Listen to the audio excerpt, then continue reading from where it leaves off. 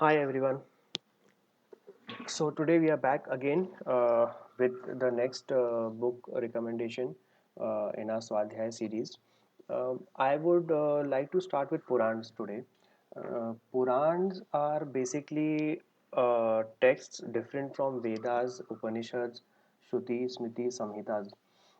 Purans are written by Ved Vyasji, and Ved Vyasji wrote Mahabharat also, and Purans contain a lot of stories, stories of all our Indian gods and goddesses.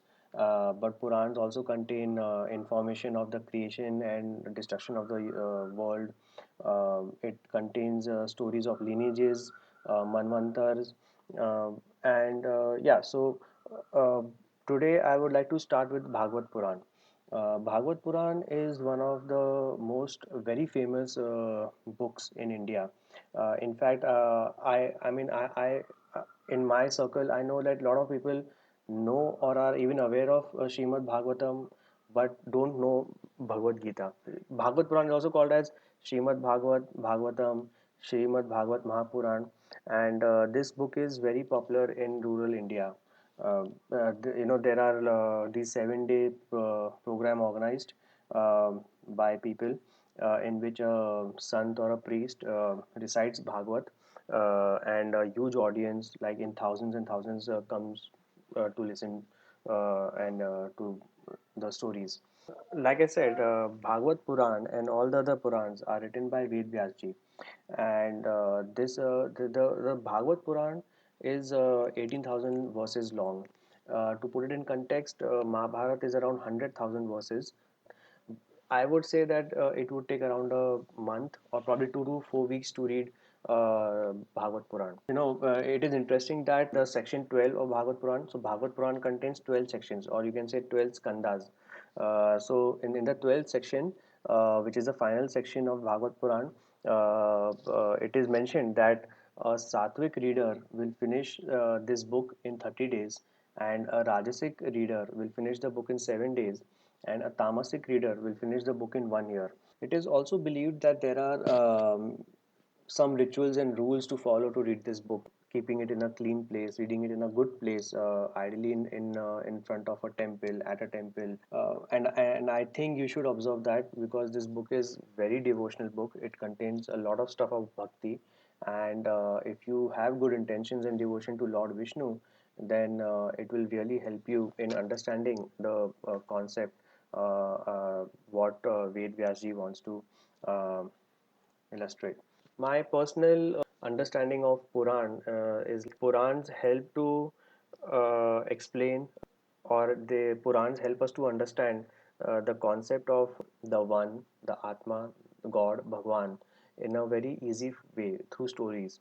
There are Veds and there are Upanishads, and then there are Shrutis, Smritis, Samhitas. But sometimes, for the common man, I think they are very, to say it in lack of other words, highly intellectual, and uh, and the same concept is easily explained by Ved Vyasji through Purans.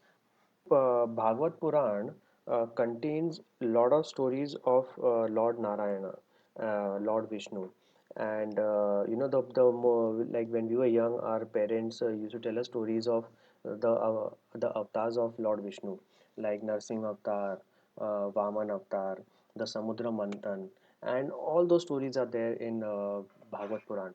Not only this, there are a lot of other amazing stories like of Ajamil, Gajendra. The 11th section of Bhagavad Puran contains a dialogue between Lord Krishna and Uddhav, which is also called as the Uddhav Gita. Uddhav Gita contains a lot of information how to do bhakti, how to attain moksha through bhakti, but at the same time also doing your duty as a householder. But the biggest section of Bhagavad Puran is the 10th section, because it contains all the stories of Lord Krishna. See, in Mahabharata, which is like 100,000 verses, which you won't find the early life or childhood of Lord Krishna. Mahabharata is more of the Pandavas and Kauravas, and Krishna comes there and helps Pandavas. In Bhagavad Puran, you will find a lot of stories of Lord Krishna, his birth, his childhood stories, his leelas in Mathura, Vrindavan, then all the stories of his marriage, his children, and his final leaving the earth. In fact, Bhagavad Puran starts off from where Mahabharata leaves off.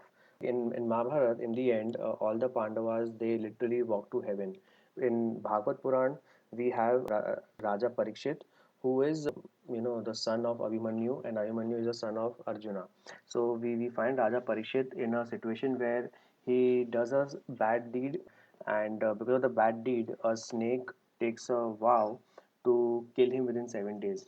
And now Raja Parikshit is scared of his life. He's worried that he'll die in 7 days, and he asks everyone, "Can I save myself from the snake?"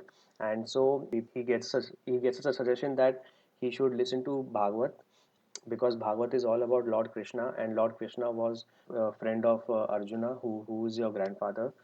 And so he does that, and for 7 days, this Bhagavad Puran is then told to him. And then the final end of Bhagavad mentions what happens to him after 7 days of listening to Bhagavad Puran. But this I won't reveal. It is best that if you read it and find it for yourself. You can buy Bhagavad Puran for the Gita Press version. There is also Gita Press is available, like as I mentioned, on Amazon Kindle.